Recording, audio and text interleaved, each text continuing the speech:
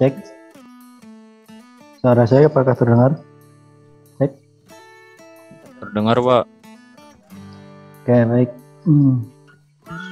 Sudah ini ya, sudah waktunya sudah sedikit lagi ya, 2 menit lagi kita akan mulai. Oke, untuk dari sisi suara saya gimana? Terdengar jelas nggak? Ada gerasak-gerasak nggak? Jelas? Apakah jelas? Jelas, Pak, jelas. Jelas. Oke, baik.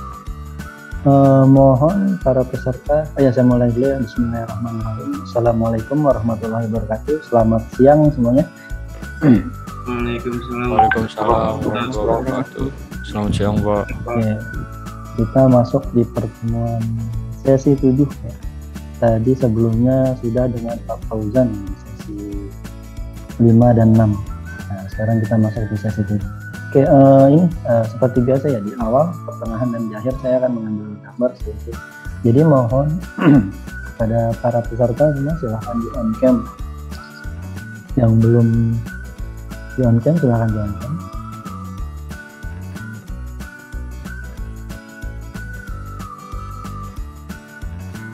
Silakan Bapak Ibu.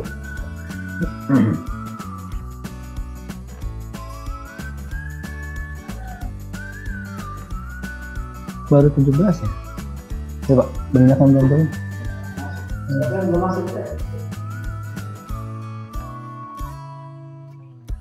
Silakan teman-temannya sudah masuk dulu semuanya. Sudah waktu, sudah jam 1. Ya, kita tunggu sampai jam 13.4. Ini baru bergabung.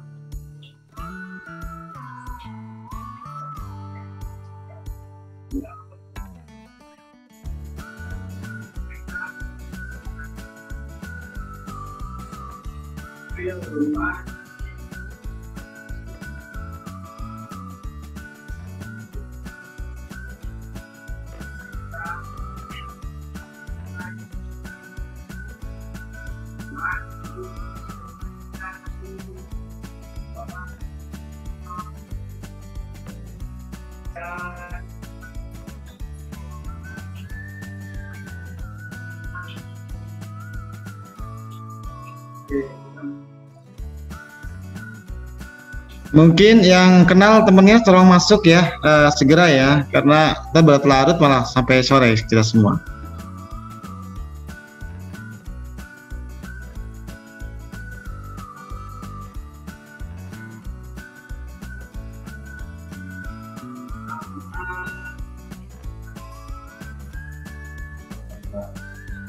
Ya, silakan. Oke, baik. Saya mulai ini. Silakan di on cam, Bapak Ibu yang baru bergabung. Silakan di on cam.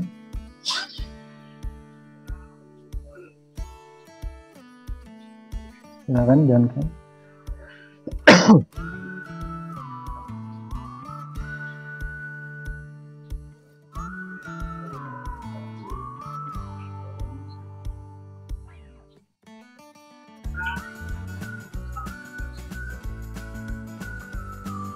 Oke, baik, saya ambil gambar ya. 1, 2, 3.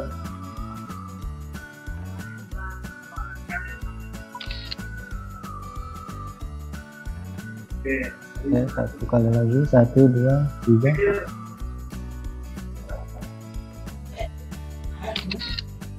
Oke, baik. Terima kasih Bapak Ibu yang sudah on cam ya.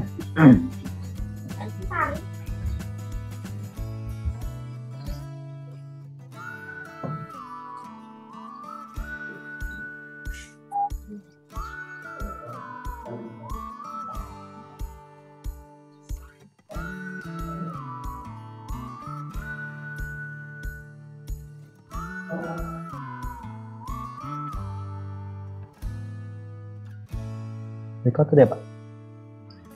Oke, baik, kita mulai ya di sesi 7 ini. Kita akan ngebahas apa nih sini? kita bikin login validation ya. Login validation menggunakan apa? Menggunakan kemarin yang udah kita pelajarin Bootstrap, lalu nanti di sini ada tambahan apa itu JavaScript ya, JavaScript itu.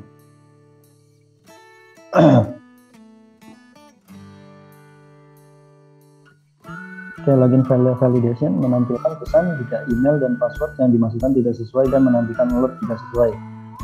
Ini skenarionya nanti yang akan kita buat seperti apa ya, menampilkan pesan jika email dan password yang dimasukkan tidak sesuai dan menampilkan alert ya, jika sesuai. Untuk kasus di dunia nyata, validasi dilakukan di server dengan menggunakan Ajax. Ya, Ajax itu apa? Pengembangannya dari JavaScript ya, pengembangannya dari JavaScript.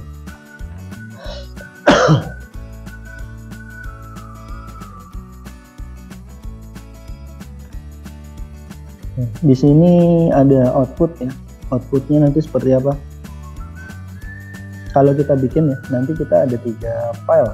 Ada 3 file yang kita buat. Itu apa? Login.html, tampilan.css, dan file JavaScript-nya, app ya, app.ts. Nanti realnya di sini ada contoh yang akan saya tampilkan ke Bapak Ibu semua terkait ini yang 3 file ini, dan nanti kita implementasi langsung di satu file ya.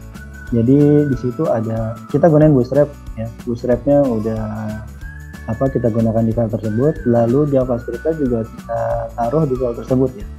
Jadi enggak, kalau ini kan eksternal ya, kalau yang di sini 3 buah file terpisah, jadi artinya eksternal kita panggil ke dalam file yang kita buat.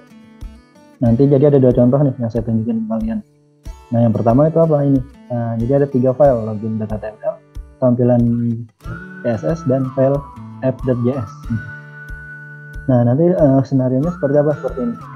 Jika dimasukkan, di sini ada email dan password ya, lalu ada inputannya, lalu di bawah ada button login.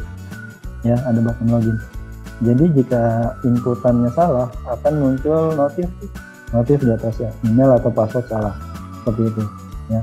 Nah, kelanjutannya jika skenarionya berhasil, user dan password berhasil, maka akan muncul pop-up, Anda berhasil login.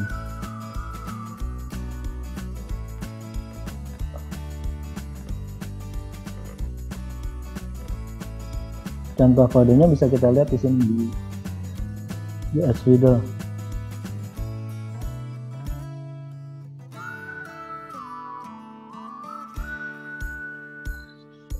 Oh ya, untuk presensi jangan lupa, silakan yang belum ya, presensi diisi, silakan diisi untuk presensi.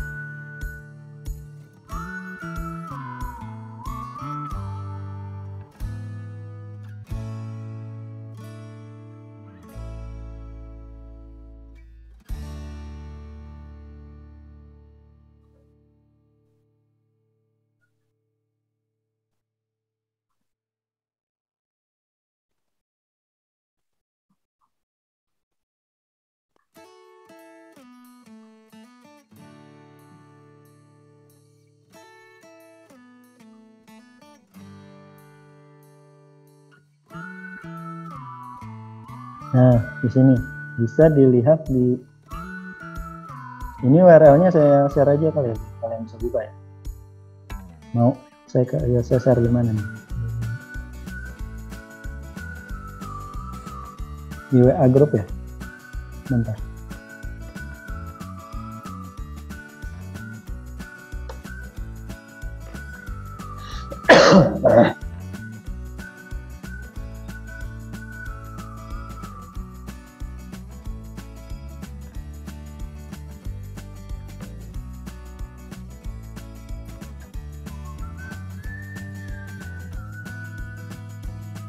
Oke, sudah saya sampaikan di grup ya. Jika mau dilihat bisa dibuka. Ya.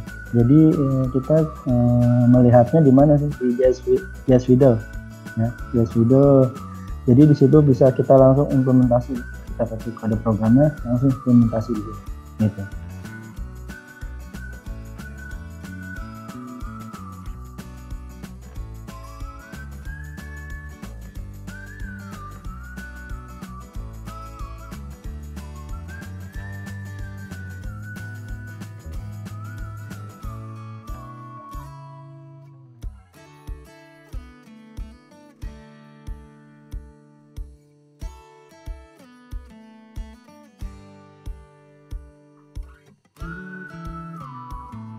Oke, sudah terlihat belum ini tampilan yang saya share ke kalian? Ya sudah tampil di layar kalian? Sudah Pak. Dah, oke. Di situ Sudah, bisa dilihat ya. Di situ ada 3 file terpisah sebenarnya. Hanya saja ditampilkan jadi satu kesatuan. Ya, yang paling atas itu apa? Itu file HTML-nya tuh yang paling atas ini. Ini file HTML-nya. Ya, lalu di bawah ya JavaScript-nya. Ya, yang bawah tuh JavaScript. Ya, lalu yang sebelah kanan atas itu CSS-nya. Gitu. Nah, kalau contoh di sini menggunakan CSS berarti tidak menggunakan Bootstrap. Ya, tidak menggunakan Bootstrap. Gitu. Nah, contohnya seperti apa? Seperti ini ya. Jadi di sini ada bisa dilihat ya di tampilannya di sebelah kanan bawah. Contoh saya masukkan emailnya tes misalkan ya, tes. Lalu password 123 ya. Saya klik login. Yang akan menghasilkan apa? Notif email atau password salah. Gitu. Jika benar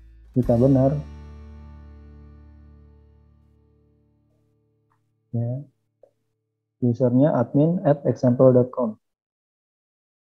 Maaf, emailnya ya. Lalu passwordnya adalah password. Ya, ini yang benar ya. Saya klik login. Nah, maka akan muncul pop-up. Ya, akan muncul pop-up apa? Anda berhasil login. Gitu. Dan cara penggabungannya gimana? Di atas di HTML ya. Ini artinya berhubungan dengan CSS ya. Untuk kelas-kelas ini memanggil data yang di mana CSS ya.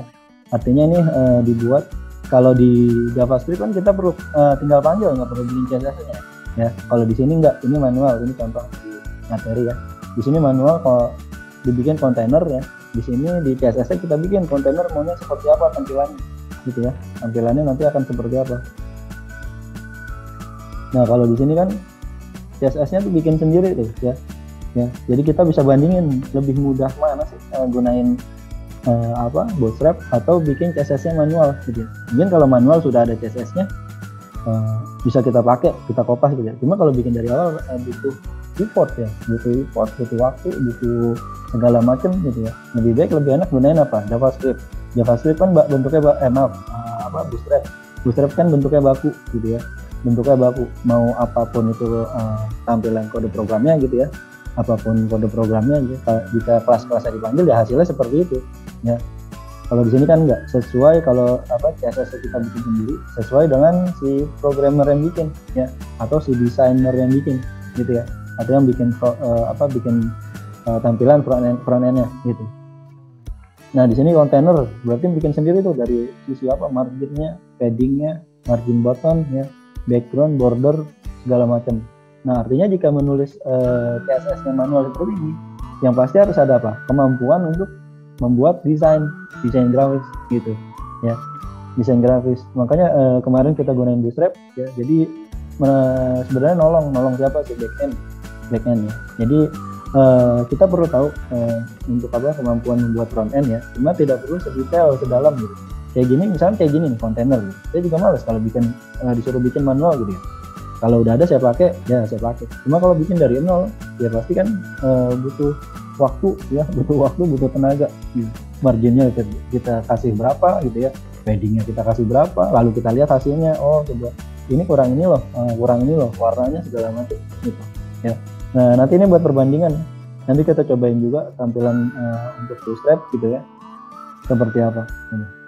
Nah, di sini kelas kontainer dipanggil berarti CSS dipanggil di sini di div kelas kontainer ya. Lalu di bawahnya form. Nah, ini formnya yang ada email dan password ya, dan ada button gitu. Kelasnya juga kelas form. Kita lihat di CSS kelas form ini.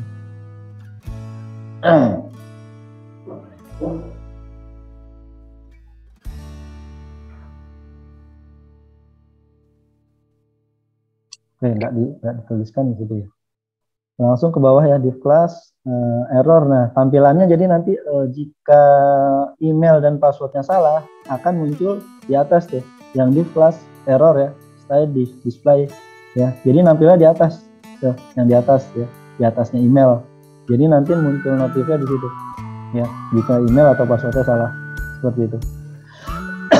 Lalu di bawahnya kelas input field ya. Sama dilihat aja kelas-kelasnya, berarti ngeliat di CSS apa yang dipanggil ya, apa yang harus digunakan gitu. Jadi itu hubungannya HTML dan CSS. Nah sekarang kita lihat JS, si JavaScript-nya. Nah ini JS keperluannya buat apa nih ya? Gini, di JS tuh kalau misalkan yang pernah pakai jQuery pasti tentu akan, mungkin kalau ngelihat kode-kode kayak gini mungkin akan senyum-senyum. Kenapa? Ya di jQuery nggak serumit ini gitu, ya nggak?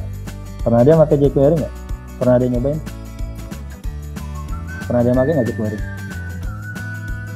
Bapak Ibu? Belum. Belum. Masa sih jQuery?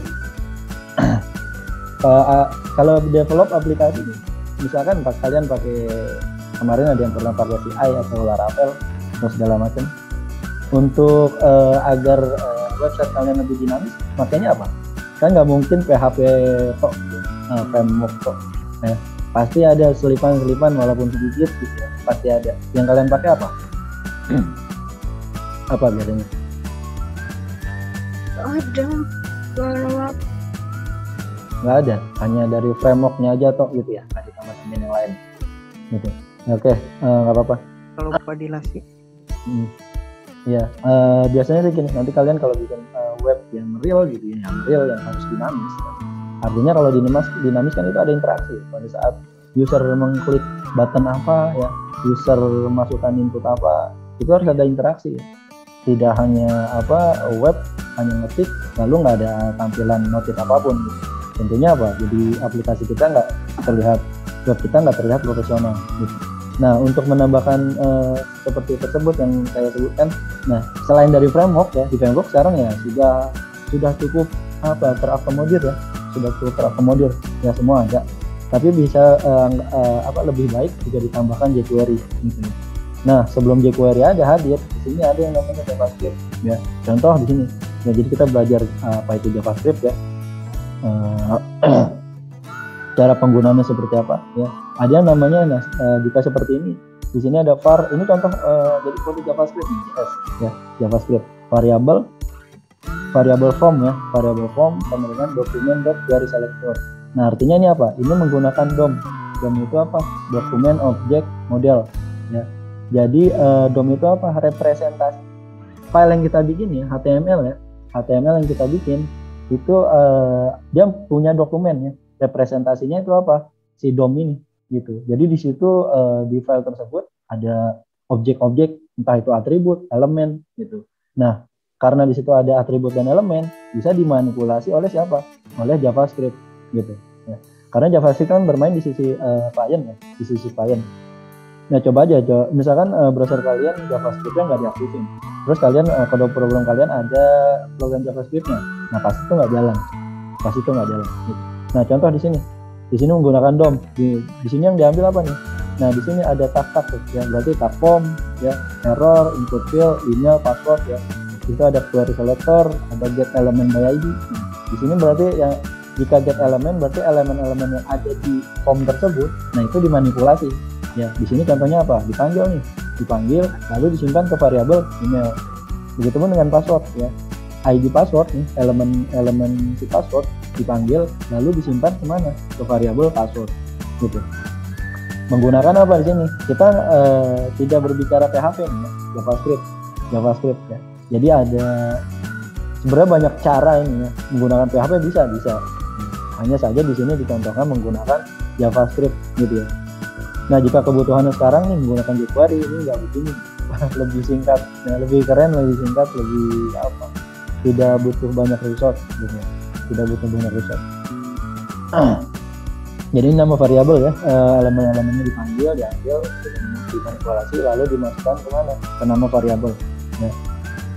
Nah, di sini juga ada function tuh, ya, ada function message ya. Jadi artinya nanti tampilan tadi yang notif ya dimasukin kemana? Ke sini. Function ya, misalkan error ya. Lalu di sini juga ada function remove error ya.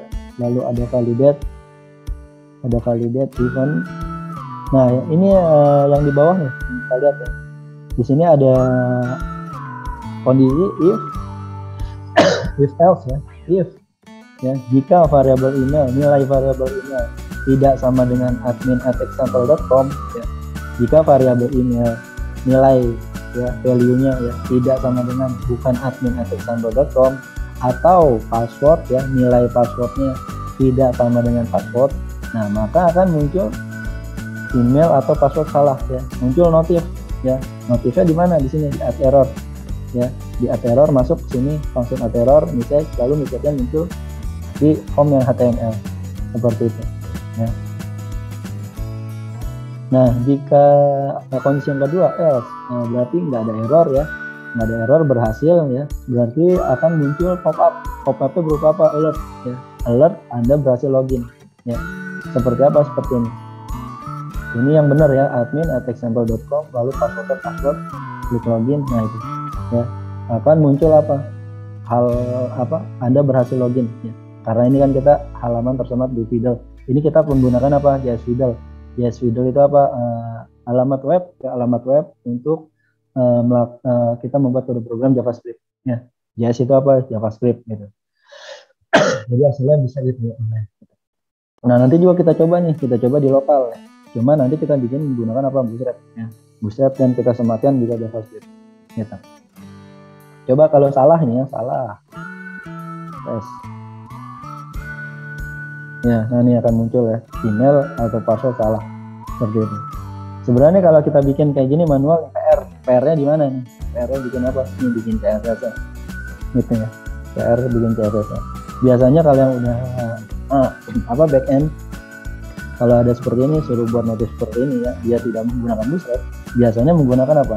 CSS yang udah ada, ya, entah itu program sebelumnya yang udah dia develop gitu ya. Jadi gunain yang udah ada, tinggal disesuaikan. Gitu. Kalau bikin dari nol gitu backend, saya rasa nggak waktunya kebuang banyak hanya buat bikin CSS-nya aja gitu. Jika ada frontend-nya tersendiri itu lebih bagus. Biasanya di project gitu. Untuk si backend ya ngerjain ya semua gitu ya. Jadi one man show gitu ya, Superman gitu ya. Satu orang ngerjain semua gitu ya. Dari frontend, dari backend ya, entah itu infrastruktur ya, banyak seperti itu, banyak gitu. Realnya seperti itu banyak gitu. Dan dimudahkan, untungnya kenapa? Untungnya gimana? Kita sekarang si programmer kan lebih cenderung ke backend. Nah, untungnya ada siapa? Ada si Bootstrap itu. Nah, Bootstrap, jadi kita bikin tampilan gitu ya, nggak perlu nih bikin CSS gini ya, nggak perlu, kita bikin aja kayak kemarin tuh, kita panggil apa kelas-kelas yang akan kita gunakan gitu ya, udah hasilnya jauh lebih baik tampilan. Dari sisi warna juga kita nggak pusing tuh bikin mau pakai warna apa, gradasinya seperti apa ya. Pasti kalau si backend ya, kalau real dia pasti nggak akan mikirin warna, yang terpenting dia pikirin apa, itu alurnya sesuai dengan klien, sesuai dengan user ya, alurnya, flow-nya, bisnis prosesnya sesuai, udah. Dia nggak mungkin tuh mikirin ini harusnya tulisannya agak lebih besar lah, warna belakangnya, backgroundnya harusnya warnanya ini. Dia mikirin kayak gitu backend. Saya rasa mungkin berpikir sedikit kali ya, cuma kalau untuk fokus itu saya rasa enggak gitu ya. Nah, itulah kenapa ada Bootstrap lebih menguntungkan si backend gitu. Jadi nggak perlu pusing-pusing bikin kayak gini kayak CSS gitu ya. Ini nyita waktu nih. Ini kalau dari pengalaman saya dulu sebelum ada Bootstrap, bikin kayak ginian aja nih nyita waktu. Kita lihat nanti tampilannya, misalkan kayak ini ya, bikin input ya, jadi input tulisannya biar lebih terlihat lebih enak ya. Setelah kita buat, kita lihat tampilannya seperti apa, makan waktu. Belum kita mikirin apa, bikin kode programnya, entah itu di PHP-nya atau JSP atau di ASP gitu ya. Banyak yang harus dikerjakan seperti itu. Oke, ini contoh ya JavaScript yang tidak menggunakan Bootstrap. Nah, sekarang saya mau kasih lihat nih ya, JavaScript yang digunakan menggunakannya JavaScript, HTML dan Bootstrap.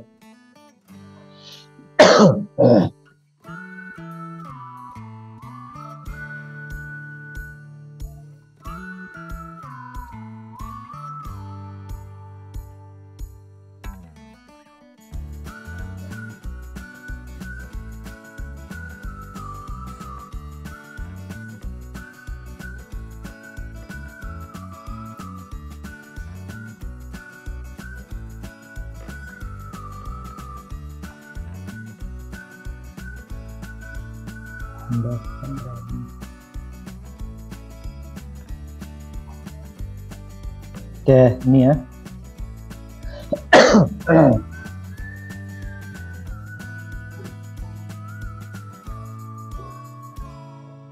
Oke, sudah tampil apa editor saya di layar kalian? Sudah terlihat? Sudah, Pak. Ya. Oke. Coba diperhatikan ya. Nah nih, ini yang banyak dipakai ya, banyak kepake. Nggak cuma saya ya, banyak dipakai. Kenapa? Ini gunain Bootstrap ya. Tinggal ngerubah-rubah apa? Nanti ngerubah elemennya apa? Misalnya kita tambahin apa? Ya, apa yang mau kita buang, apa yang mau kita tambahin. Gitu. Cuma kalau dari sisi Bootstrapnya, ini kepake gitu. Sama seperti yang kemarin tuh yang saya kasih gitu. Nah, di sini bikin apa? Di sini ada form apa? Form pendaftaran. Nah, action. Cuma ini nggak berkelanjutan ya, harus dimanipulasi, setelah dikirim harus diapain nggak? Di sini saya nampilin kita menggunakan Bootstrap dan nanti dibikin dinamis dengan apa? Dengan JavaScript gitu ya. Nanti untuk kelanjutannya ya nanti di belakang ya. Saya juga yakin kalian udah tahu. Cuma di sini saya akan nunjukin gimana aplikasi form yang kita buat lebih dinamis ya. Gunakan apa? Menggunakan Bootstrap gitu. Nah, di sini di atas bisa dilihat ya. Di sini saya nggak download ya, saya Bootstrap-nya saya apain? Saya panggil ya. Saya panggil URL-nya gitu. Saya panggil URL-nya, lalu di bawah ya di body di sini ada div class container ya. Jadi artinya kita bikin kotak tuh ya, bikin kotak untuk form yang akan kita buat. Nah, di sini formnya kita buat apa? Formnya form pendaftaran ya. Form pendaftaran, lalu method post. Nah, di sini ada unsubmit. Nah, di unsubmit ini apa? Kalau kalian nggak pakai ini bisa ya. Tidak menggunakan JavaScript. Misalkan nggak pakai ini ya. Kita lihat nanti. Nggak pakai ini. Saya jelasin dulu ya. Ini unsubmit untuk JavaScript ya, lalu di bawahnya ada form group ya, seperti biasa form group. Jadi form yang mau kita buat dimasukkan ke dalam satu form group ya, form group. Nah, tujuannya apa? Jika di Bootstrap nanti kan yang ngatur jaraknya siapa? Si Bootstrapnya. Jadi kita nggak perlu pusing-pusing tuh mikirin jarak segala macam ya. Jadi sudah dilakukan oleh Bootstrapnya. Nah, di situ ada label nama ya, lalu inputannya tipe teks ya. Untuk inputan nama, lalu email, bawahnya email ya. Email, inputannya juga sama email, ID-nya email hub. Nah, enaknya di Bootstrap gini nanti ya. Nanti pada saat kita pakai, validasinya nanti akan bagus tuh ya. Lalu di bawah, di sini bentuknya drop-down ya. Drop-down ada pilihan apa jurusan, informatika, teknik komputer, lalu multimedia. Nah, di bawahnya submit, button ya. Button menggunakan Bootstrap ya, button primary ya. Primary berarti warnanya apa? Biru ya. Button primary gitu. Nah, sekarang coba kita lihat, ini nggak kita pakai dulu nih si hapus dulu deh ya. Nah, hapus, terus kita lihat tuh. Nah, di sini.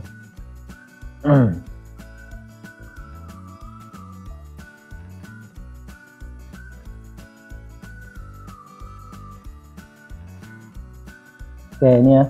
Saya naruh di mana nih? Localhost, wwd1, JS, lalu pendaftaran HTML ya. Sekarang kita reload ya. Saya reload nih. Oke, muncul seperti ini ya. Ini gunakan Bootstrap nih ya. Gunakan Bootstrap ya. Ada nama ya, lalu inputan nama lengkap ya. Lalu ada email ya. Inputannya emailnya apa? Email aktif ya. Lalu ada jurusan. Nah, coba kita masukin nih. Saya masukin nama tes ya. Emailnya saya kosongin. Lalu saya ketik submit. Ya, nggak akan terjadi apa-apa ya. Ya, nanti pada saat kita masukin Bootstrap, jika ini kosong akan muncul notif ya. Ini belum kita masukin apa JavaScript-nya ya. Jadi nggak ada notif apa-apa tuh ya.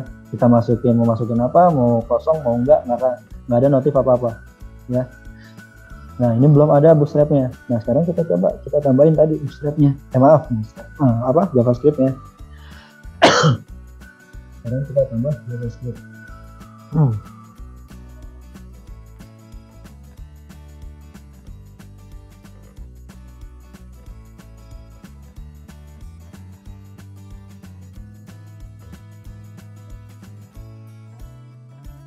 Nah, sekarang tambahin JavaScript nih, tadi yang di delete ya, on submit, tambahin on submit ya. Lalu return validate form ya, artinya JavaScript-nya nih, si function validate form dipanggil. Nah, kita naruh di mana? Di sini. Ya, ingat script JavaScript bisa ditaruh di bawah head atau di dalam body ya. Bisa ditaruh di head atau dalam body. Nah, di sini function validate form ya. Dia ngapain? Dia akan ngecek ya si form pendaftaran ya. Si form pendaftaran dicek ya. Apakah nama value-nya kosong atau enggak ya. Jika kosong, maka akan muncul alert ya. Notif bentuknya alert ya, pop up, nama tidak boleh kosong gitu ya. Lalu selanjutnya, jika form pendaftaran email ya, jika value-nya kosong ya, maka akan muncul notif email tidak boleh kosong gitu. Begitupun dengan jurusan tuh ya, yang drop down jika tidak dipilih maka akan muncul notif untuk pilih jurusan gitu. Jadi JavaScript mana? Ini ya, JavaScript validate form, lalu dibikin kondisi seperti ini ya. If yang pertama, yang kedua, yang ketiga. Nah, kalau dilihat tadi agak berbeda kan dengan yang tadi di mana di JSWDL ya. Nah, untuk JavaScript juga itu banyak banyak cara gitu ya. Terserah ya, elemen yang dipanggil lalu mau diapain, motifnya seperti apa. Nah, sekarang setelah ditambahin JavaScript, kita lihat hasilnya.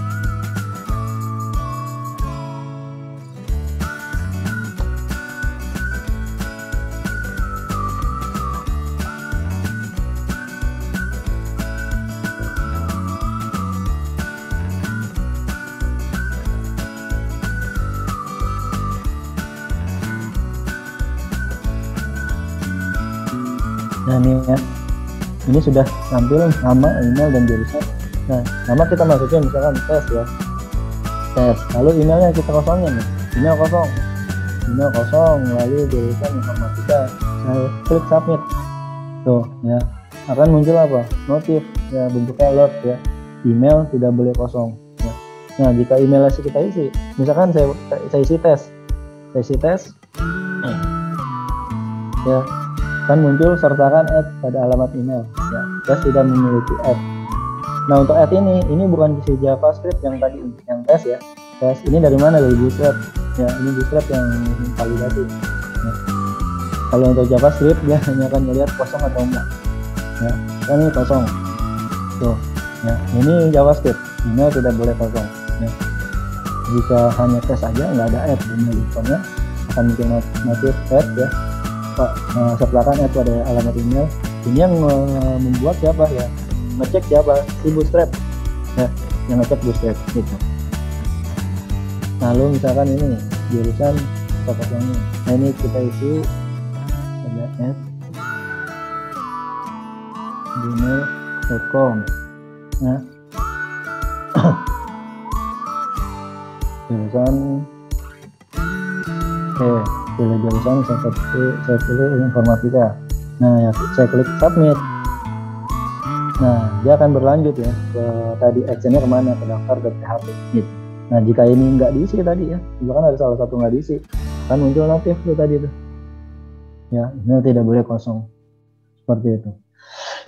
Nah, sekarang gimana kalau kita mau bikin kayak gini ya, nama, email, password ya dari form yang udah ada. Berarti gimana? Coba kita bikin.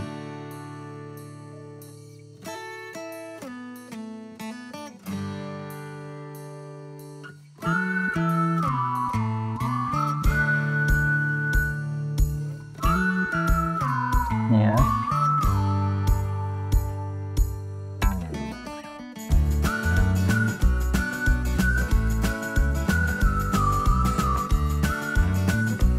Nih. Ya, login.html gitu. Ini sebenarnya sama dengan yang pendaftaran ya. Hanya saya ngopi nih, ngopi si password nih ya. Passwordnya saya copy, saya tambahin ya. Contoh misalkan kita mau nambahin apa nih, nama, email, apa lagi saya di sini, alamat ya. Nah, alamat alamat berarti tipenya teks, lalu ganti alamat ya, kita isi alamat saat ini.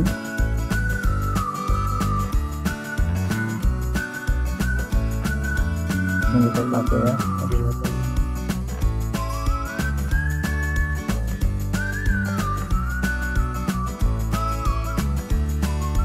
Nah, kita lihat tampilan di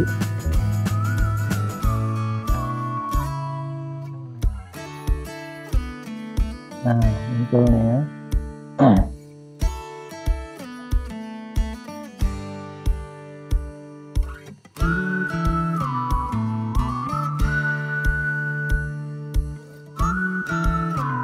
Oke, ini ya. Ini sama yang tadi ya. Bikin form tadi, kalau tadi kan pendaftaran, ini login ya, login. Tadi kan sama, saya tambahin apa nih? Tambahin alamat.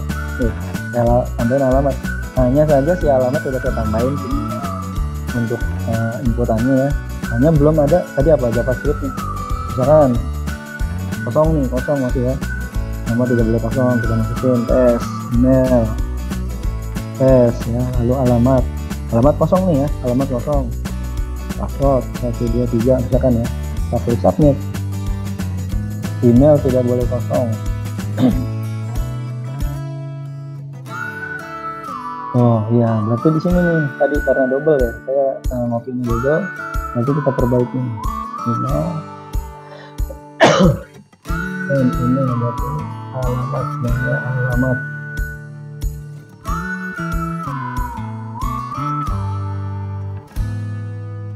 Oke, kita coba lagi.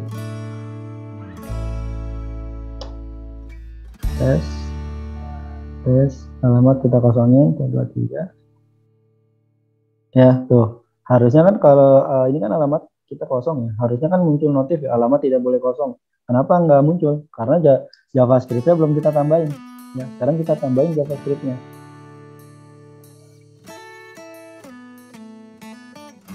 Maaf, belum saya share ya.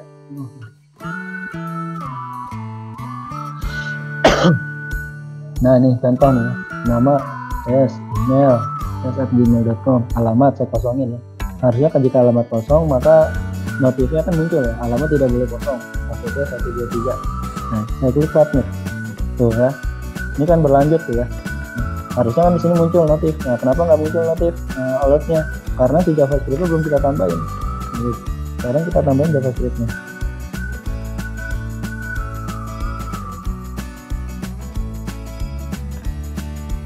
Nah, baru kita tambahin di sini ya. Tadi ini untuk alamat sudah, ya, alamat sudah ditambahin ya. Ini di copy paste. Oke, sekarang kita tambahin sini, kita selitin. Selitin berarti pendaftaran ini alamat. Alamat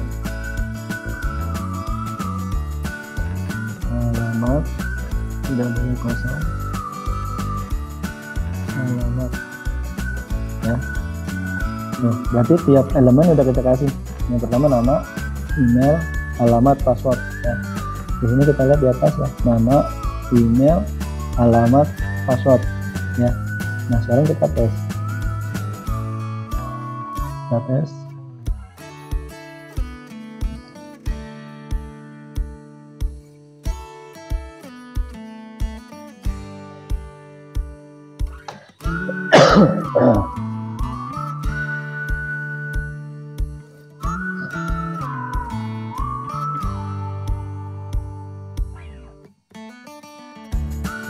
Nama tidak boleh kosong ya, muncul ya. Tes, alamat, alamat kita kosongin, password 123. Nah tuh muncul alamat tidak, belum selesai. Ini apa nih?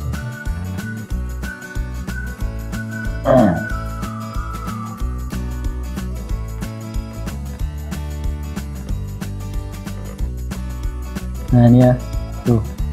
Jadi di sini sudah muncul apa? Alamat tidak boleh kosong. Ya, alamat tidak boleh kosong. Nah, sekarang kita isi misalkan alamatnya, alamat.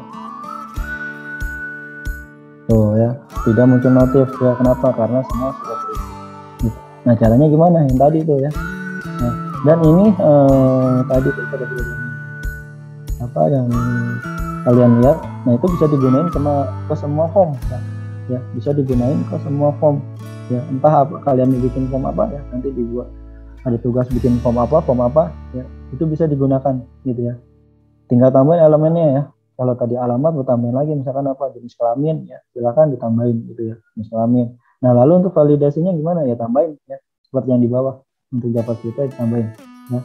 Berarti jenis kelamin value-nya tidak boleh kosong ya, lalu muncul alertnya apa ya, seperti itu. Saya rasa cukup mudah jika menggunakan Bootstrap ya. Menggunakan Bootstrap kita nggak perlu bikin bikin CSS tuh dari awal gitu ya.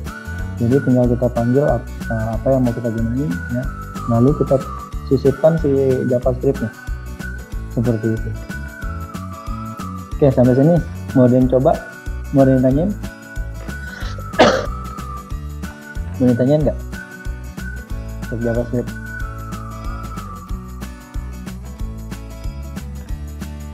Ini kalian coba deh, kalian bikin tampil, paling nggak tampil aja muncul di browser kalian ya, muncul di browser kalian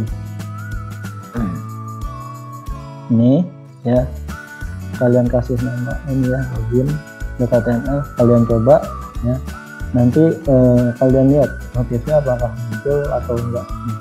Bisa juga nanti ditambahin, dikurangin, jangan kasih selain alamat gitu, misalkan alamatnya dibuang gitu ya, lalu yang di bawah juga JavaScript-nya, nah JavaScript untuk alamatnya dibuang atau mau diganti gitu ya.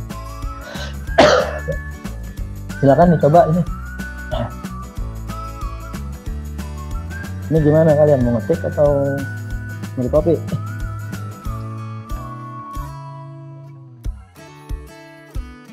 Ini mau diapain nih? Di kopas aja Pak. Pas. Saya kemana nih ngirimnya? Di itu ya? Di apa?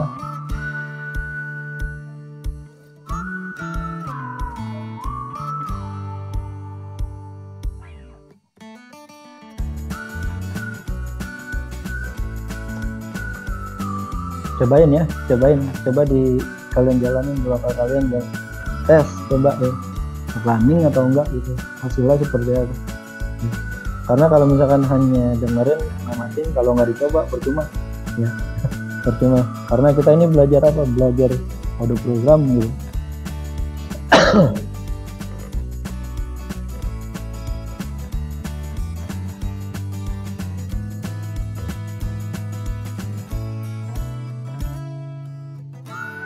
Nah itu, silakan cobain ya. Jika sudah ada yang berhasil tadi, kasih tahu, Pak bisa Pak, jalan Pak gitu. Silakan ya, tinggal dikopaskan itu.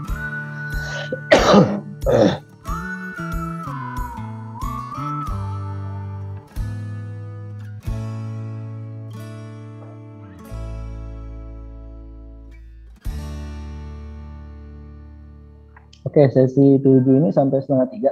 Berarti sekarang waktunya screenshot yang di pertengahan ya. Jadi mohon Bapak Ibu dibuka di on cam. Silakan sambil ngerjain dibuka aja kameranya sambil dicobain yang tadi. Silakan Bapak Ibu di on cam. Seperti biasa ya, di awal, pertengahan, dan nanti terakhir di 2:30. Silakan di on cam. Yuk.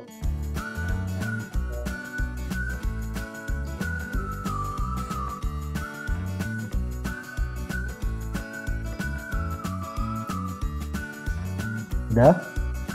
Masih ada yang belum tuh? Ayo. Sambil ngerjain nggak apa-apa, sambil ngerjain di kontennya sebentar. Oke, baik, saya mulai ya. 1, 2, 3.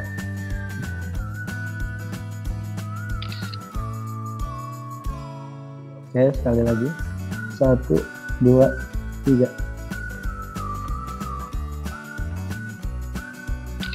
Oke, baik, terima kasih. Silahkan dilanjut, tadi dicobain.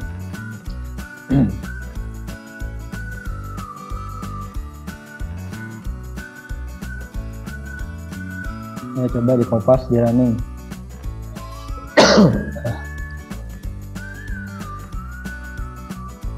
Nopas di running. Bisa Pak. Bisa jalan? Jalan Pak. Jalan ya.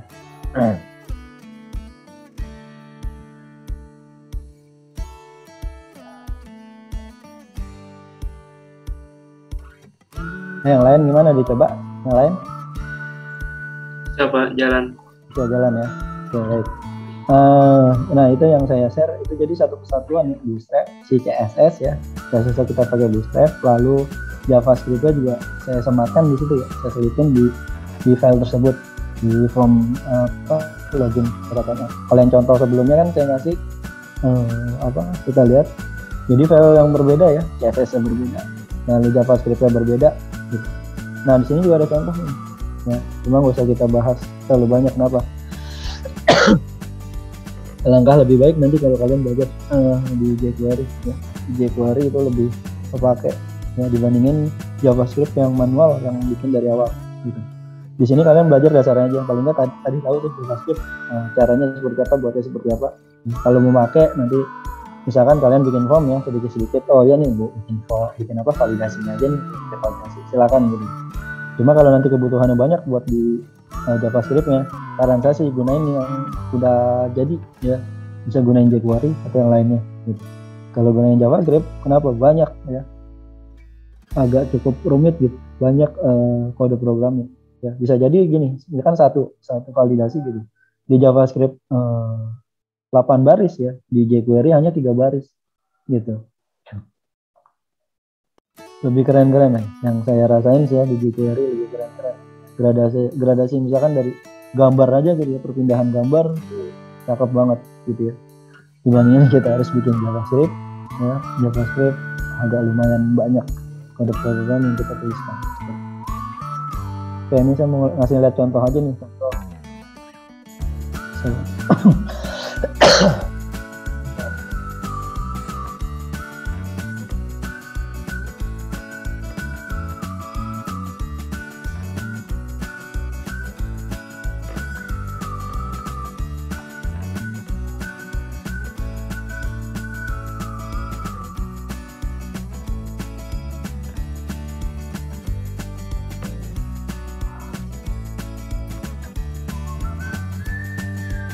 Nah ini contoh adalah menggunakan apa? Visual Studio ya, menggunakan JavaScript ya. Jadi pesanan kita lihat kodenya di HTML cuma manggil apa? App doang ya, manggil app. Nah yang sebelah kanan tuh CSS-nya, nah di bawah JavaScript-nya lihat, oh banyak. Mungkin kita kalau gunain jQuery nggak sebanyak ini gitu ya. Ini apa nih? Ini JavaScript ya. Ini JavaScript ya. Regex buat inputan apa yang kita input gitu ya, segala macam. Ini saya biar kalian ada perbandingan aja sih, jadi ngeliat ya. Jadi ngeliat. Nah ini contoh apa pada program yang mungkin dulu nggak banyak kayak jQuery belum ada gitu, atau yang nggak seperti sekarang framework aja sekarang kan udah bagus-bagus gitu. Untuk dari sisi validasi kayak di CI ya, Fortniter itu kan kita bisa validate. Ada yang pernah pakai CI kan? Kemarin bilang ada yang pernah nyobain nggak untuk validasi di CI? Form validasi. Ada yang pernah nyobain? Ada yang pernah? Ada. Di framework apa kayak misalkan selain CI? Laravel atau yang lain? Ayo, pernah nggak nyobain nggak untuk validasi? Ya, biasanya di framework tersebut mereka udah menyediakan, jadi kita sama sekali nggak perlu kayak si JavaScript kayak gini, sama sekali nggak. Ya, framework aja udah nyediain. Ya mungkin gini kebutuhannya, si framework kurang nih, ya, saya mau nambahin ini loh, ya bisa disisipin aja JavaScript sedikit gitu ya. Ya JavaScript sedikit, nggak perlu bikin banyak nulis lagi kayak gini gitu ya. Nah itu keuntungannya sekarang tuh, kalian jadi programmer ya, jadi backend gitu, sudah lebih dimudahkan gitu ya. Hanya saja kalian butuh effort butuh usaha untuk mempelajari si framework tersebut ya, karena kan tiap framework nih beda, dia konsepnya beda ya. Dari sisi bahasa pemrograman ya mungkin kalau dibilang sama dari PHP, cuma kan konsepnya beda gitu ya. Cara penggunaannya beda gitu. Ya, butuh effort buat belajar framework tersebut. Ya, tapi sebagian kita dapatkan ya, hasil yang didapatkan gitu. Itu apa? Perkembangan framework yang sedemikian rupa tuh ya. Jadi si JavaScript yang murni begini nih, udah jarang generasi. Nah, mungkin kalau si framework JavaScript sendiri kali ya mungkin, cuma saya belum pernah nyobain gitu. Cuma kalau yang saya lihat ya, biasanya sih mereka agak lebih simpel seperti jQuery gitu ya. Enggak yang masih seperti kayak gini gitu ya, manual bikin murni JavaScript. Ya, itu buat perbandingan ya, contohnya di mana sebelah kanan bawah ya. Jadi buat misalkan ini saya klik, nah itu totalnya juga berubah ya, totalnya juga berubah seperti itu.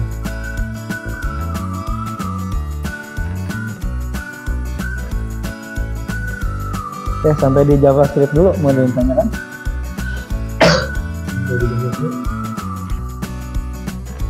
Mau ditanyain nggak?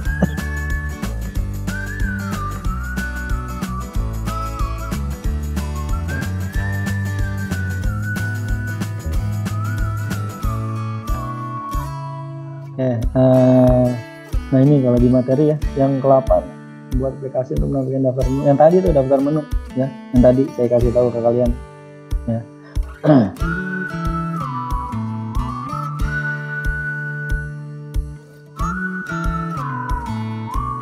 Nah untuk yang ini juga udah saya share tadi ke kalian, bisa dicobain tuh ya. Email atau password salah yang menggunakan 3 file itu juga bisa kalian coba. Nah ini tampilan yang tadi ya, order form, jadi order pada saat diklik nanti nilai totalnya berubah.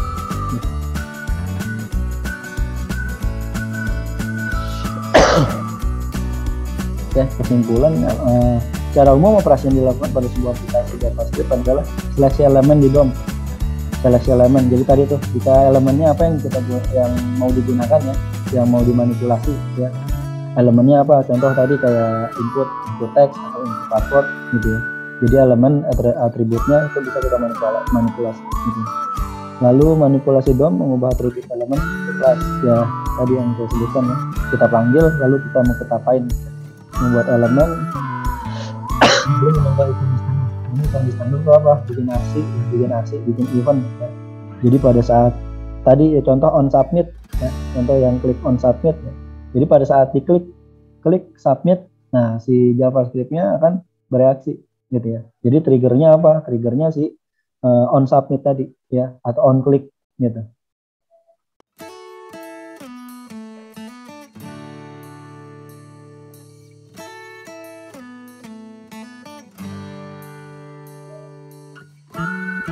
Ya, sampai sini mau ditanyakan untuk JavaScript sebelum berlanjut ke materi yang lain. Gimana? Boleh tanyakan nggak? Atau aman?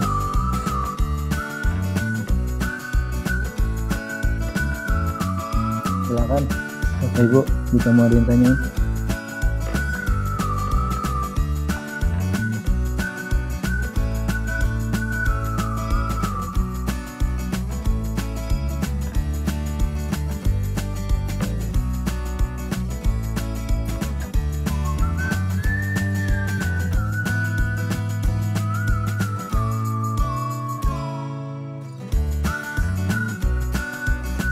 Oke, sekarang gini, yang tadi udah saya kasih ke kalian ya, yang form itu ya, form. Coba sekarang tambahin dua elemen. Kalau tadi kan tadi yang udah saya kasih itu yang kalian coba, udah bisa running ya. Ya tadi kan nama, email, alamat dan password. Nah sekarang tambahin, nah, misalkan nama, email, alamat, nomor telepon ya, di bawahnya alamat ada nomor telepon, nomor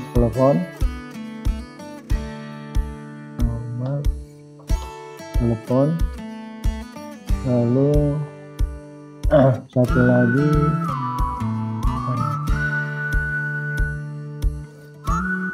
nama, email, alamat, nomor telepon.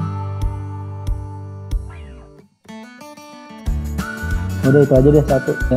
Coba tambahin nomor telepon, lalu juga ditambahkan JavaScript-nya ya. JavaScript-nya seperti yang bawah tadi ya. Jadi skenario-nya harus terisi ya. Jika nggak terisi, jika si nomor telepon nggak terisi ya kosong, maka akan muncul notifnya apa tuh ya, nomor telepon tidak boleh kosong gitu. Silakan dibikin ya, cobain. Saya pengen lihat hasilnya. Ditambahin notif. Skenario-nya seperti yang tadi sama ya. Jika si nomor telepon kosong ya, maka akan muncul notif nomor telepon tidak boleh kosong. Coba bikin.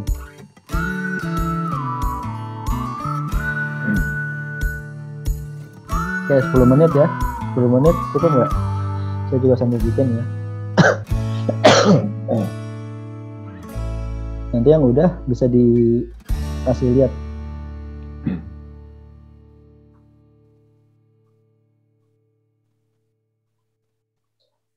Oke, silakan dibikin ya, Bapak Ibu, dibuat, tambahin nomor telepon, ya, nomor telepon.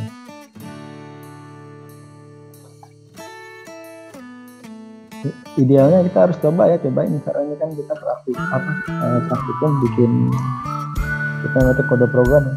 Kalau nggak dicoba nanti ya nggak maksimal hasil.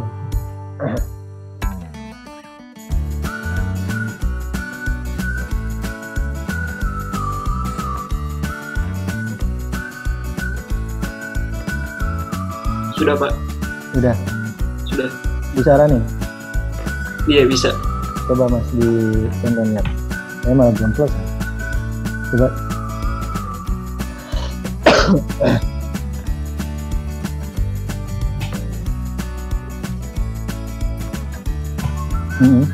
Berapa ya? Ya. Oke. Iya.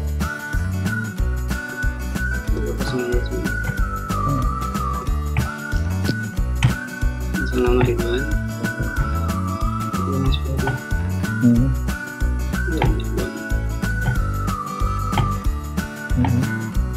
Passwordnya 123. Ya, coba. Oke, coba tadi jika nomor telepon yang nggak diisi. Oke, ya bagus sudah. Nah, coba yang itu emailnya ya. Coba ad-nya dihilangin. Jadi return ya, dari add ke belakang dihilangin tuh, muncul notif aja. Nah terus ya coba. Oke. Nah, please include add email address ya. Nah ini fungsi si Bootstrap nih, dari Bootstrap ya. Jadi udah cakep banget tuh Bootstrap ya, kita gunain, powerful. Nah, jadi kita bikin JavaScript, tinggal nambahin aja yang lainnya. Oke, baik, terima kasih Mas. Iya Pak. Terima kasih. Yang lain ada kendala nggak? Ada kendala nggak? Yang lain? Sudah bisa semua?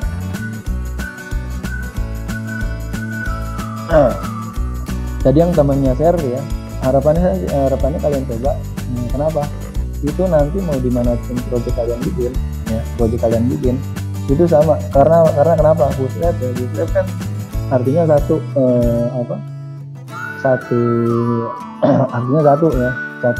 satu kita buat bisa digunain ke form-form yang lain gitu ya. Tinggal nanti kita sesuaikan elemennya apa yang mau kita tambahin, apa yang mau kita kurangin gitu ya. Enaknya di Bootstrap seperti itu.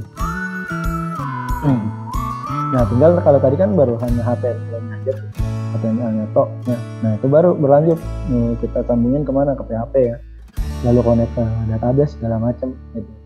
Paling nggak kita tahap pertama ya, dari sisi tampilan kita nggak dipusingin ya. Lalu untuk validasi kita juga nggak dipusingin. Kenapa? Soalnya gini, di aplikasi yang real ya nanti kita buat itu validasi itu akan pasti harus ada ya, ya. Terkecuali kita bikin aplikasi buat kita sendiri ya, itu lain cerita gitu. Jika aplikasi real itu harus ada yang pasti validasi.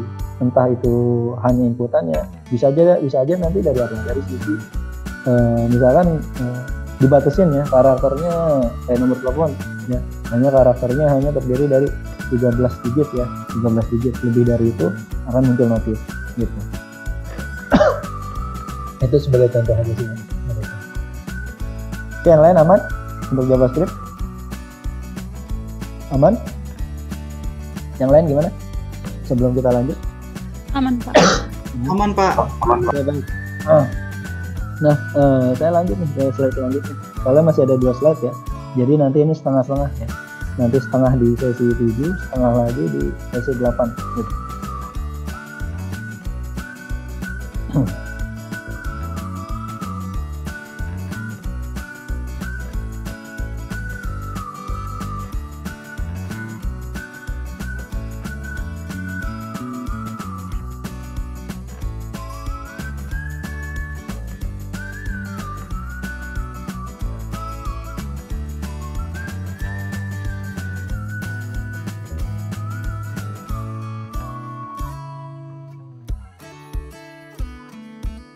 Delapan, 4.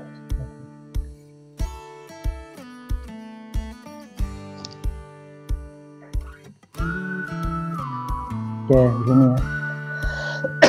Ini materi yang selanjutnya ya di sesi ke-8 ya. Cuma nanti saya di sini sertain setengah-setengah ya. Setengah-setengah. Setengah di sini, nanti setengah lagi lanjut di 842 ya. 842 di sesi selanjutnya. Oke, di sini kita ngapain nih? Pelajarin menyusun fungsi, file atau sumber daya pemrograman dalam organisasi yang rapi. Oke, ada sedikit singkat mengenai topik yang pertama, Pak. Fungsi dan prosedur adalah sekumpulan instruksi yang dibungkus dalam sebuah blok program. Fungsi dan prosedur dapat digunakan ulang tanpa harus menulis ulang instruksi di dalam prosedur, yaitu blok program yang tidak mengembalikan satu file. Tujuan pelatihannya apa? Memahami konsep dasar pemrograman web dengan PHP, memiliki kemampuan dan keterampilan dalam mengolah sumber daya hasil pemrograman. Oke, yang akan disampaikan nanti kita akan belajar fungsi dan prosedur ya, lalu manggil fungsi dan prosedur dalam PHP. Fungsi itu apa sih? Fungsi adalah sekumpulan instruksi yang dibungkus dalam sebuah blok. Fungsi dapat digunakan ulang tanpa harus menulis ulang instruksi di dalamnya. Fungsi pada PHP dapat dibuat dengan kata kunci function ya, dengan kata kunci function. Jadi tuliskan function ya, lalu diikuti dengan nama fungsinya. Kode instruksi dapat ditulis dalam kurung kurawal. Kayak contohnya di sini ada nih ya di materi ya. Di situ ada function perkenalan ya. Fungsi function perkenalan. Nah, di sini belum ditambahkan parameter ya. Mungkin nanti contoh di bawah. Jadi ini adalah contoh fungsi yang ada di PHP ya. Nama fungsinya apa? Perkenalan. Fungsi pada PHP ya. Fungsi sebelumnya tidak menghasilkan output. Untuk menampilkan outputnya harus memanggil nama fungsi terlebih dahulu. Nah, cara manggilnya gimana? Berarti si fungsinya, nama fungsinya kita tuliskan ya, perkenalan ya. Baru tuh yang di dalamnya, yang di echo itu akan muncul ya. Jadi cara manggilnya gimana? Nama fungsinya kita tulisin ya, kita panggil.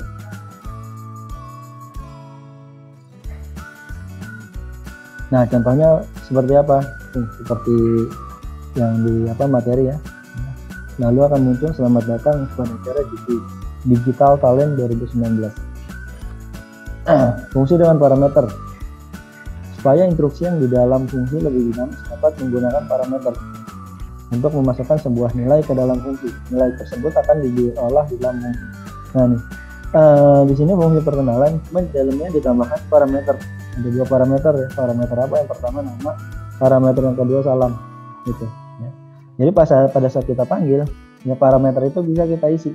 Ya. Kalau tadi kan enggak, hanya dipanggil aja tuh perkenalan. Kalau di sini di parameter tersebut bisa kita isi nilainya, value-nya. Contoh di sini function perkenalan ya, parameter pertama variabel nama, parameter kedua variabel salam. Lalu di dalamnya di echo tuh ya, di echo artinya ditampilkan di layar ya, variabel salam, lalu di echo, perkenalkan nama saya, variabel namanya dipanggil ya untuk ditampilkan di layar, lalu di echo lagi, senang berkenalan dengan Anda. Nah, cara manggilnya gimana nih? Perkenalan. Nah, untuk variabel parameternya, dua parameter tersebut kita tulisin mungkin ya nilainya komang dan high gitu ya, komang dan high. Nah, lalu di bawah dipanggil ya, di echo. Hasilnya seperti apa? Hasilnya seperti ini ya. Hai, perkenalkan nama saya Komang, senang berkenalan dengan Anda ya. Selamat pagi, perkenalkan nama saya Medi, senang berkenalan dengan Anda. Nah, jadi perbedaan apa? Nah, parameternya variabel nama dan salam kita isi di sini ya, di perkenalan. Untuk value-nya, nilainya kita masukkan Komang dan Hai. Itu fungsi dengan parameter ya. Fungsi dengan parameter. Parameter dengan nilai default ya. Nilai default dapat kita berikan di parameter. Nilai default berfungsi untuk mengisi nilai sebuah parameter. Kalau parameter tersebut tidak diisi nilainya. Oke, maksudnya gimana? Jika parameter yang nggak ada nilainya, nggak diisi pada saat dipanggil gitu. Kita bisa kasih nilai default. Nah, artinya kalau dia nggak dipanggil, nilai defaultnya yang muncul. Contohnya di sini.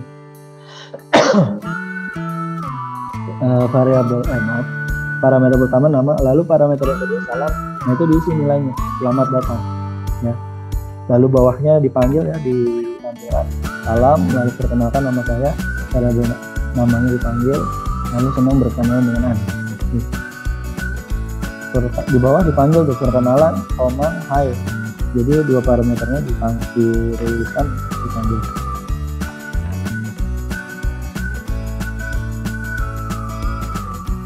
Contoh outputnya seperti apa? Seperti yang ini ya.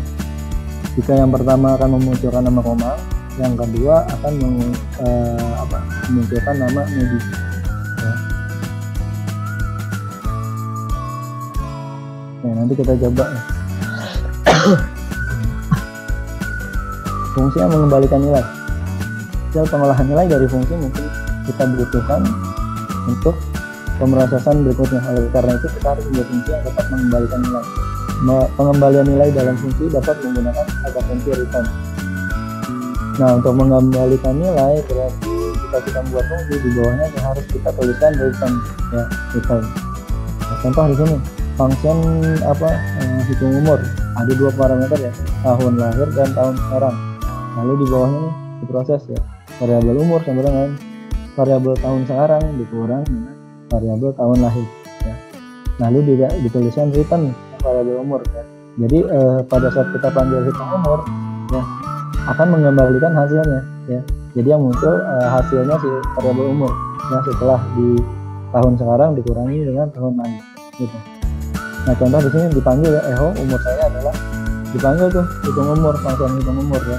Lalu parameternya diisi 92 ya, kelahirannya tahun 92. Lalu sekarang contoh di sini tahun 2019 ya. Lalu dipanggil ditambahkan tahun. Hasilnya seperti apa? Seperti ini. Akan muncul umur saya adalah 27 tahun.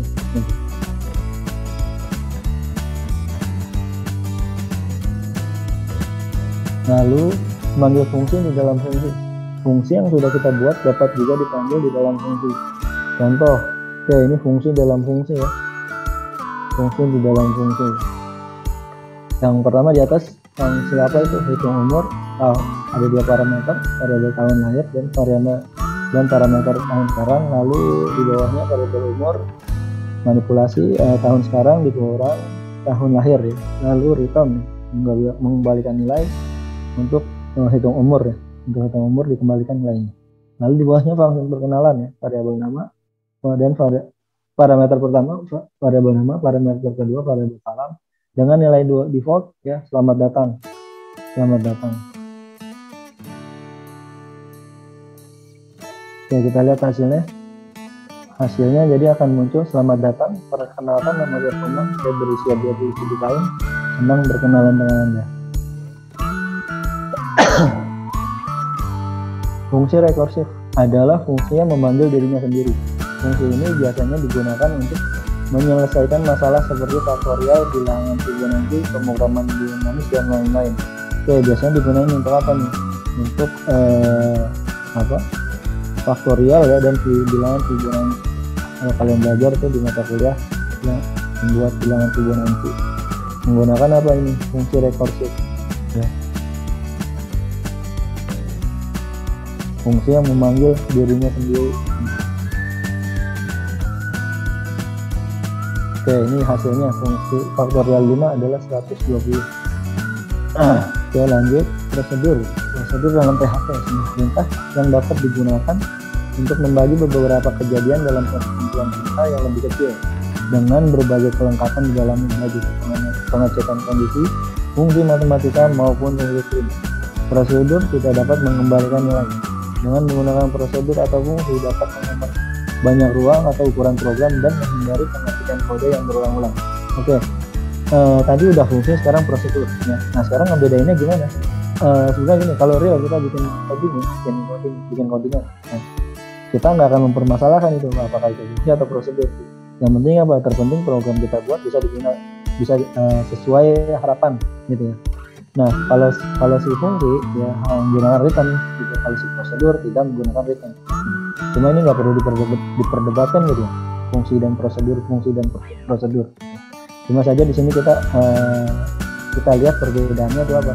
Ya gampangnya tadi lihat aja returnnya. Kita lihat returnnya.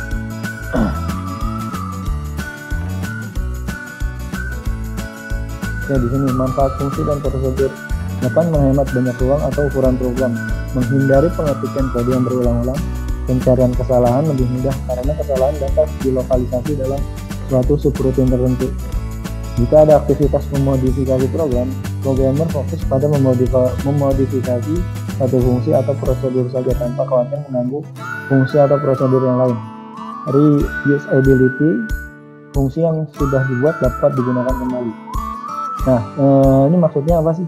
Jelas ya kalau kita gunain fungsi ya, function gitu ya, jelas bisa digunakan untuk kode kita yang lain gitu ya. Contoh kita buat fungsi kayak tadi ya, hitung umur gitu. Nah, itu kan bisa kita gunain, tinggal apa yang kita rubah parameternya aja gitu. Parameternya baru yang menyesuaikan dengan kondisi tertentu gitu. Jadi jelas nih sangat menghemat banyak ruang gitu ya. Baik dari sisi kode programnya juga nggak perlu nulis berulang ya. Dari sisi memori juga ya, karena kode program kita buat lebih sedikit ya, jelas memorinya juga nggak akan banyak pakai memori gitu. Menghindari pengetikan kode yang berulang-ulang ya jelas, karena kan kita bikin sekali bisa digunakan untuk yang lain. Kita nggak perlu bikin fungsi lagi ya, prosedur yang lain lagi. Jika itu bisa digunakan untuk yang lain, bisa digunakan lagi untuk yang lain. Cuma gini, kalau kalian belajar di query ya, SQL ya, itu ada ST store prosedur gitu. Nah, itu berbeda dengan di sini ya. Itu lebih kalau kalian fokus main di query SQL ya, query SQL dibuat mungkin kan sekarang kita belajar baru yang sederhana, oleh query segala macam. Nah, jika kalian masuk ke aplikasi yang benar-benar fokus. Nah, bisa kalian hanya main di query-nya aja. Ya, query-nya contoh di query SQL, kalian menggunakan per prosedur gitu ya. Jadi yang dipanggil itu apa? Prosedurnya aja. Gitu. Kalau di sini mungkin kita manggil namanya fungsi. Bedain fungsi dan prosedur gitu. Kalau di query ya sama ya. Hanya saja dia namanya per prosedur ya. Jadi hanya manggil prosedurnya aja langsung dikerjain gitu. Itu dia bekerja hanya dari sisi query. Ya, query database gitu. Beda dengan halnya kalau tadi JavaScript atau PHP gitu. Jadi banyak jalan sebenarnya pada saat kita memanipulasi database ya. Tergantung programmer ya, mau main di PHP, di core programming ya, di PHP-nya, atau mau masuk ke dalam itu ke query-nya ya. Mungkin ya karena kita belajar yang sederhana ya, dari query select ya, select update dari root gitu ya, create read update delete ya. Cuma kalau nanti kalian untuk lebih lanjut ya di kerjaan real, nah itu banyak menggunakan seperti itu, SP per prosedur ya, itu bahkan banyak ratusan ribuan gitu. Nah, karena apa? Karena kan database-nya nggak satu ya, dan nggak untuk raw-nya record-nya juga pasti banyak sih, pasti ratusan ribu gitu. Analoginya gini, jika kita main di PHP-nya, kenapa biar lebih cepat, kenapa kita nggak main di start prosedurnya gitu ya. Jadi kita nggak gunain logic yang di PHP entah itu PHP, ASP atau JSP gitu. Bisa juga main di query ya, di query. Artinya kalian belajar tuh coding, belajar pemrograman khusus di query-nya aja gitu. Itu bisa dipelajarin gimana? Kalau di Oracle itu ada namanya Oracle developer gitu ya, untuk Oracle ya. Nah itu yang dipelajarin apa? MySQL tok gitu ya. Hanya MySQL, cuma MySQL-nya di situ bisa kayak kita bikin di PHP ya. Jadi pemrograman hanya khusus di MySQL-nya gitu. Ada juga gini ya, untuk main dari sisi MySQL-nya aja bisa juga jadi admin. Jadi sysadminnya, jadi hanya bermain di infrastruktur. Nah, kalau main di ASP itu banyak digunain start prosedur. Oke, lanjut. Pencarian kesalahan lebih mudah karena kesalahan dapat dilokalisasi dalam suatu subroutine tertentu. Nah, jelas ya, karena kan fungsi hanya terbatas ya fungsinya, nggak melebar ke yang lain. Seperti itu. Memodifikasi programmer fokus pada memodif satu fungsi atau prosedur tanpa khawatir mengganggu fungsi atau prosedur yang lain. Ya karena kenapa ini? Ya karena kan fungsi kan hanya sebatas itu aja. Fungsinya itu satu ya, jadi hanya sebatas mau kita modif ya hanya fungsinya aja ya, atau prosedur tersebut tidak mengganggu ke yang lain ya, ya. Mungkin nanti kalau pada saat membuat fungsi yang real gitu ya, real aplikasi kita bikin gitu ya, nah mungkin bisa aja fungsinya tuh banyak ya, dan mungkin fungsinya juga ada yang jelimet gitu. Mungkin kalau tadi masih sederhana bisa juga fungsinya menjadi jelimet ya, seperti itu. Oke, yang tadi udah ya, reusability ya, fungsi yang sudah dibuat dapat digunakan kembali. Jadi artinya satu fungsi atau prosedur bisa kita panggil berulang-ulang. Mungkin server folder dan PHP.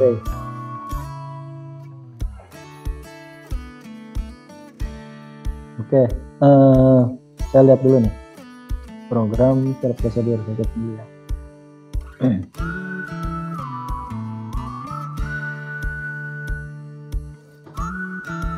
Dan prosedur.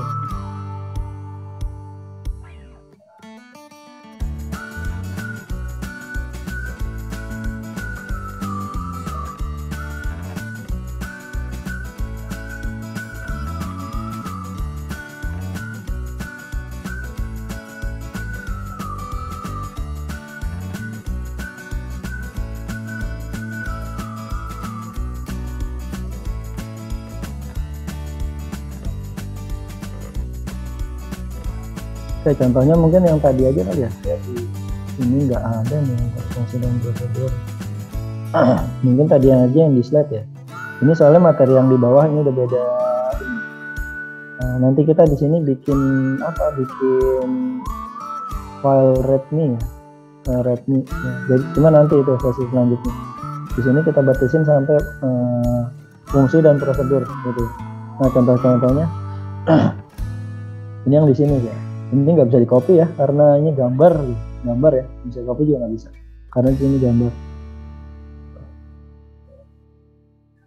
seperti ini. Oke, sampai sini dulu untuk fungsi dan prosedur. Mau ada yang ditanyakan nggak? Boleh ditanyakan?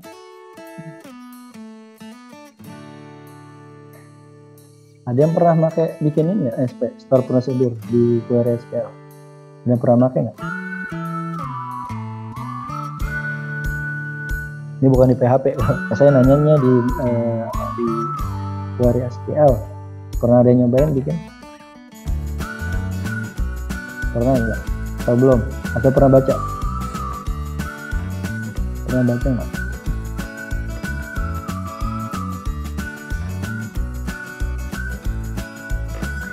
Belum ada.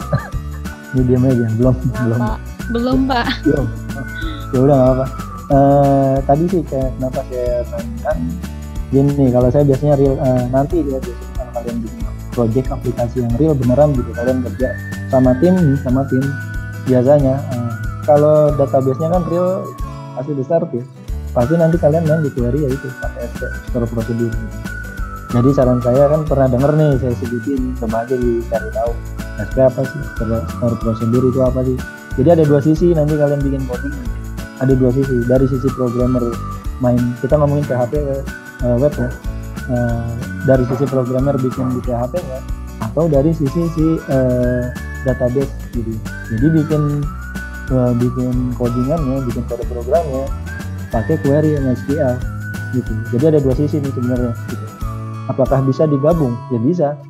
Biasanya kalau yang udah expert gitu, dia bikin tuh, dia udah tahu oh kebutuhannya seperti ini. Nanti data-data nilai-nilainya kan pasti ada polanya tuh ya, ada polanya seperti apa. Nah dia bikin tuh SP store prosedur gitu. Nggak 1-2 ya, itu bisa ratusan, bahkan bisa project database-nya besar ya, bahkan ada ribuan ya. Ya. Nanti mana yang mau digunain tinggal dipanggil store prosedur ya. Bisa juga untuk apa SP itu, misalkan kita kayak backup data ya, kita bikin store prosedurnya itu bisa ya. Cuma tuh biasanya kalau yang sudah yang tahap menengah atau expert gitu ya, seperti itu ya, cari tahu aja lah seperti apa gitu. Paling berhubungan dengan apa, dengan Oracle ya. Itu ada tuh dia di Oracle, kalau kalian kerjaan itu ada yang mengkhususkan buat itu ya. Jadi programmer di database, programmer database seperti itu.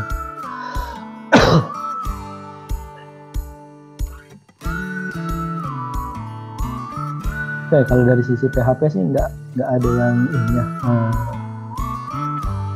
fungsi dan prosedur sebenarnya sama, hanya saja kalau kita menggunakan fungsi dia bisa di return ya, bisa mengembalikan nilai.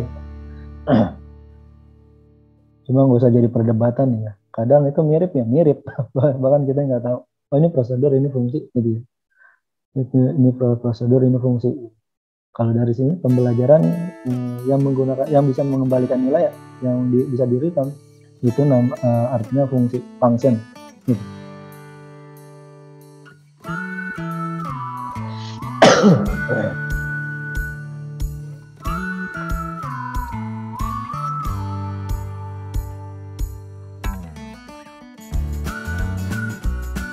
Setelah ini kita masuk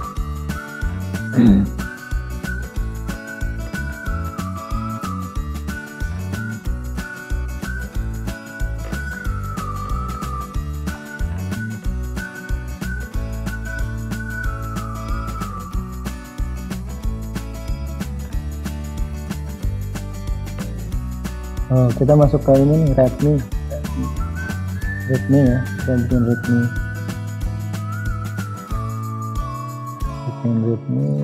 Oke, saya mau nanya, kalian di file kalian ada program ini kan web ya, karena kalian bikin, maksudnya nggak hanya di pembelajaran kita, entah itu kalian project sendiri ada di HTDoc, kalian ada folder di situ di HTDoc. Ada Pak. Ada ya. Oke, nanti kita bikin di situ, kita bikin tree-nya seperti apa, lalu untuk kebutuhan di mana di README gitu. Jadi ngambilnya dari mana? Dari satu folder aja di HTDoc yang kalian bikin, entah itu programnya apa ya. Kalau yang ada banyak juga nggak apa-apa, kalau yang sedikit di dalamnya HTDoc sedikit juga nggak apa-apa ya. Kita nggak semua ngambil hanya satu folder. Contoh my project, unit aja my project seperti itu.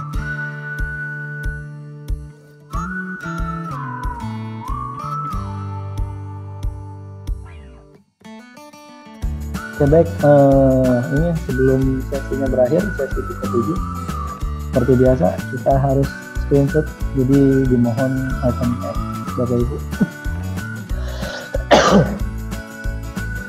Silahkan di iPhone X.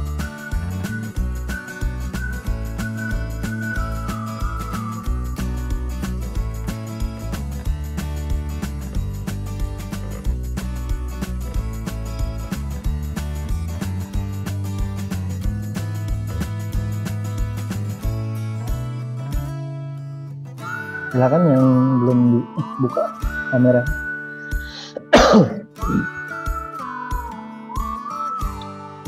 Ayo Mbak, siapa nih?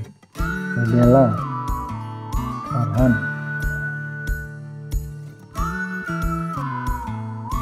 Silakan. Oke, baik. Saya mulai ya. Oke, selanjutnya yang pertama. 1, 2, 3.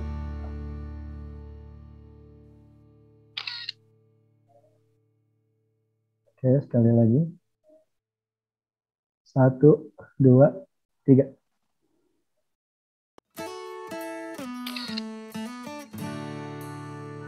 Oke, baik. Terima kasih yang sudah open. Oke, untuk masuk ke sesi selanjutnya, mungkin kita break 5 menit nanti ya. Ada jeda sekitar 5 menit ya.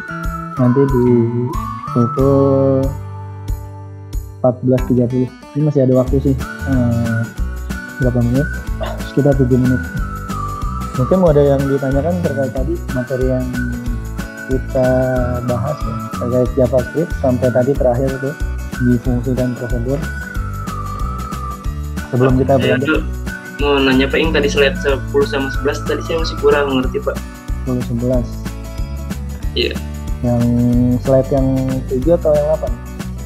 Yang barusan yang ke-7 ya Pak. 7 ya.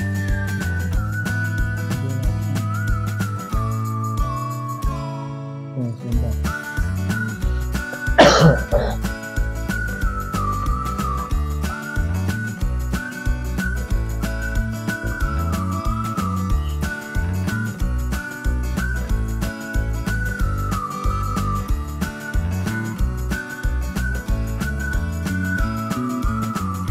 Oke, ini fungsi dengan parameter ini ya?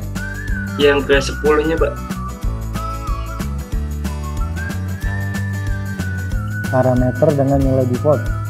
Nah iya, yang saya bingung di sini kan yang Mana? ini selamat datangnya adanya di yang Komang. Tapi pas di hasilnya tadi saya lihat selamat datangnya ada yang di Medi Pak. Dia yang atas nama Medi. Ini ya? Iya. Nama data permohonan. Yang kedua ya, kita lihat. Terusnya kan kalau yang Medi itu selamat pagi ya. Ya, kita lihat. Selamat. Oke, berarti dari baris 13 sampai bawah ya? Ya kan? Iya Pak. Coba kita lihat. Kalau saya Bendi, oke namanya Bendi, nama. Ucapan salam. Hasilnya.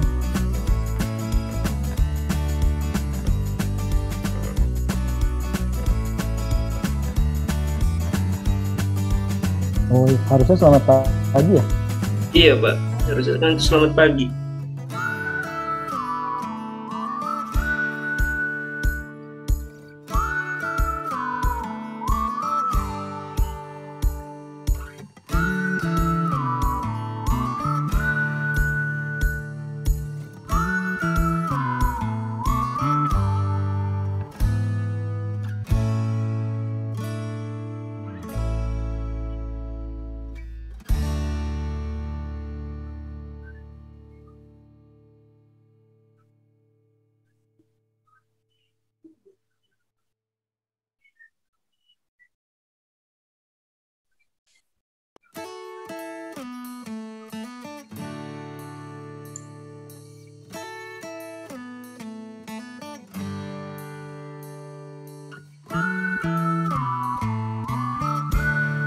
Terus?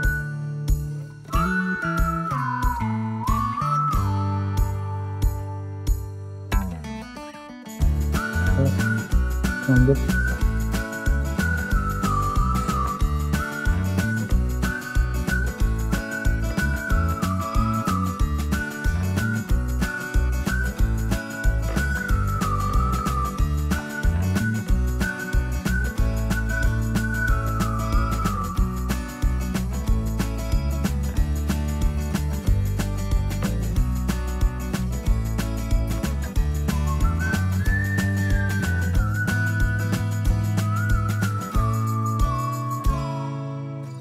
Oke, ya harusnya nih di selamat pagi ya. Cuma biar realnya sih biar ketahuan hasilnya benar atau enggak dicoba juga bisa di run.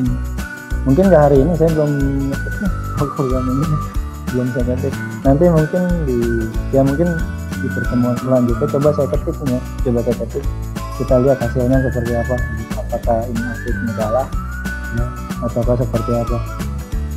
Memang idealnya sih kita cobain nih, kita ketik ya. Idealnya kita ketik. Udah ada yang ngetik belum? Saya belum ngetik nih, nggak bisa dikopas.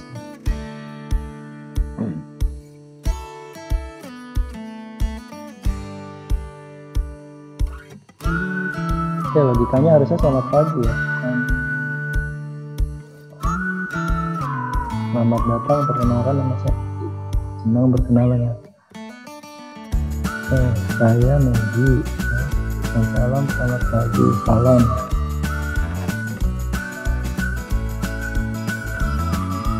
Salam. Oh, bener mas, bener. Ini yang di salam nih. Oke, nanti kita bahas ya pertemuan sesi ini. Kita stop dulu 5 menit ya? Stop dulu 5 menit, nanti setelah itu lanjut ke sesi 8 ya. Jadi di stop dulu, nanti kita lanjut gitu. Oke, baik Pak.